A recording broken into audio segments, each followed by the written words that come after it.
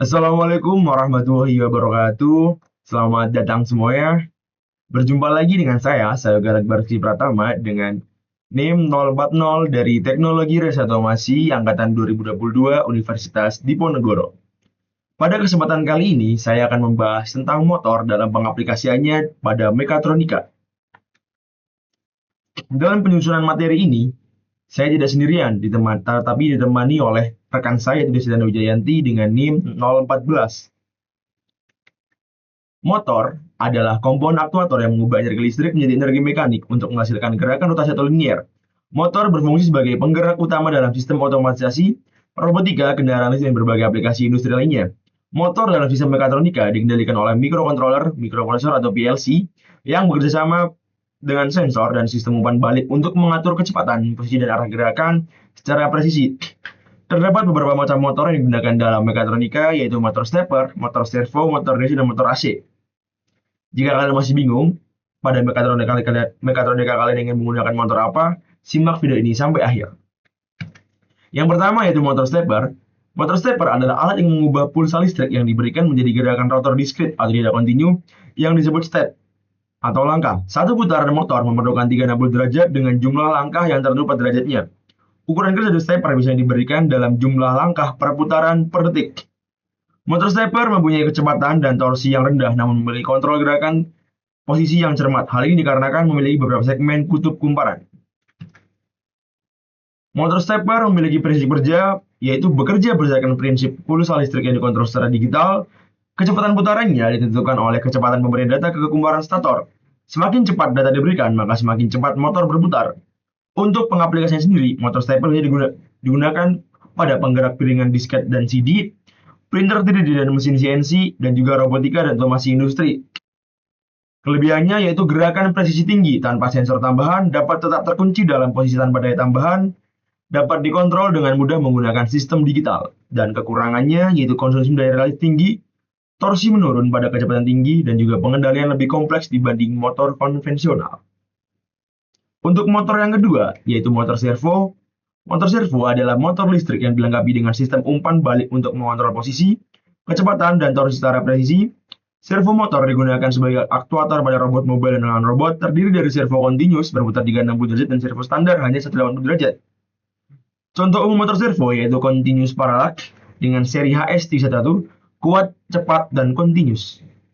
Dan HS32HD standar pergerakan servo dikendalikan dengan pulsa 1,5 milisecond untuk posisi tengah, kurang atau sama dengan 1,3 milisecond untuk ke kanan, dan lebih dari 1,7 milisecond untuk ke kiri dengan delay 20 milisecond. Motor servo sendiri memiliki kelebihan yaitu akurasi tinggi dan respon cepat terhadap perubahan beban, efisiensi tinggi dalam kontrol posisi presisi. Kekurangannya harga lebih mahal dibandingkan motor biasa, memerlukan kontrol tambahan untuk pengoperasian seperti driver, instalasi dan pemrograman lebih kompleks. Untuk pengaplikasian sendiri, bisa digunakan sebagai aktuator pada mobil robot dan dengan robot, diterapkan dalam robotika, otomasi industri, dan aplikasi presisi tinggi seperti drone. Dan untuk selanjutnya yaitu motor DC. Motor DC adalah alat yang mengubah energi listrik menjadi gerak, mempunyai prinsip dasar yang sama dengan motor stepper, namun gerakannya bersifat kontinu atau berkelanjutan. Motor DC dibagi menjadi dua jenis, yaitu motor DC dengan sekat maupun mekanis komutasi, yaitu motor yang memiliki sifat sikat karbon berfungsi sebagai pengubah arus pada kumparan sedemikian rupa sehingga arah tenaga putaran motor akan selalu sama. Yang selanjutnya itu motor DC tanpa sikat atau yang sekarang banyak dipergunakan pada sistem robotika atau pada mobil-mobil seperti Tesla dan lain-lain, yaitu motor DC tanpa sekat atau brushless DC, yaitu menggunakan semikonduktor untuk mengubah maupun membalik arus sehingga layar pulsa yang menggerakkan motor tersebut jadi lebih cepat dan lebih efisiensi.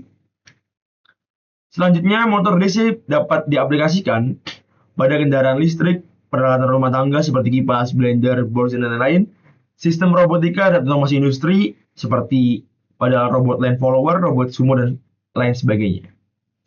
Kelebihannya sendiri memiliki kontrol kecepatan yang mudah, torsi awal tinggi cocok untuk aplikasi beban berat, respon cepat terhadap perubahan beban. Kekurangannya keausan pada sikat dan komutator. Makanya banyak yang berpindah alih ke brushless DC karena tidak akan aus. Terus kemudian memiliki kekurangan yaitu efisiensi lebih rendah dibanding motor AC. Umur lebih pendek karena komponen mekanis yang bergerak. Selanjutnya yaitu motor AC. Motor AC adalah motor yang digerakkan oleh arus bolak-balik atau AC dan terdiri dari dua bagian dasar yaitu sebuah stator yang diam yang memiliki lilitan atau koil yang disuplai arus AC untuk menghasilkan medan magnet berputar dan sebuah rotor di bagian dalam yang disambungkan ke poros keluaran yang diberi torsi oleh medan magnet yang berputar. Ada dua jenis motor AC, tergantung pada tipe rotor yang digunakan.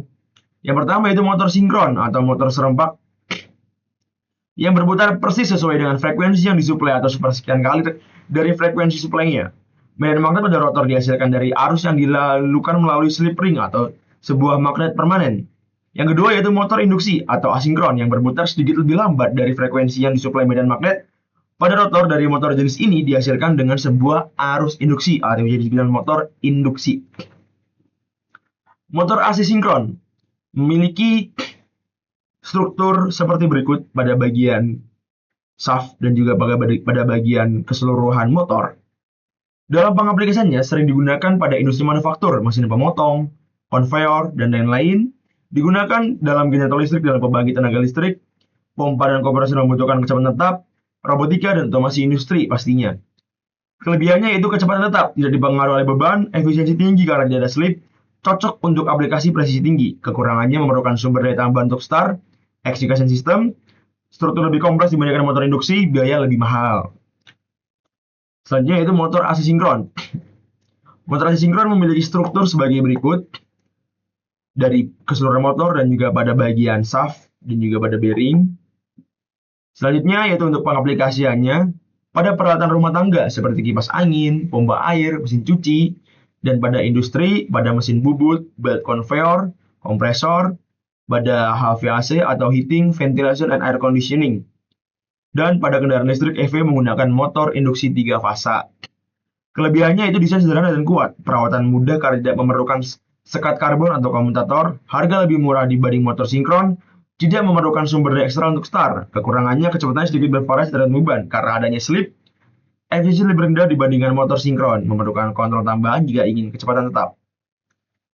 Kesimpulan dari motor-motor listrik yang sudah dipaparkan yaitu dalam sistem mekatronika, pemilihan jenis motor bergantung pada kebutuhan kontrol, kecepatan, dan presisi. Motor servo digunakan untuk aplikasi yang memerlukan kontrol posisi kecepatan tinggi, seperti robotika dan sistem otomasi presisi, yaitu lengan robot dan lain-lain. Motor stepper cocoknya untuk sistem yang membutuhkan pergerakan bertahap dan akurat, seperti printer 3D dan CNC. Motor DC sering digunakan dalam sistem yang membutuhkan kontrol kecepatan yang fleksibel dan responsif, seperti kendaraan listrik elektronik portable lainnya. Jangan lupa lebih memilih untuk motor DC brushless karena tidak adanya aus. Dan motor AC sinkron ideal untuk aplikasi yang memerlukan kecepatan konstan dan efisiensi tinggi, seperti dalam pembangkit listrik industri manufaktur. Sementara itu, motor AC asinkron induksi lebih sering digunakan dalam aplikasi industri dan rumah tangga karena desain sederhana, tahan lama, dan murah, meskipun memiliki slip yang menyebabkan kecepatan sedikit bervariasi. Pemilihan motor yang tepat dalam sistem mekatronika sangat bergantung pada kebutuhan spesifik dari kecepatan, torsi, efisiensi, dan kompleksitas kontrol. Sekian penjelasan dari saya. Semoga materi yang disampaikan membantu dalam pemilihan motor untuk sistem mekatronika kalian. Terima kasih. Wassalamualaikum warahmatullahi wabarakatuh.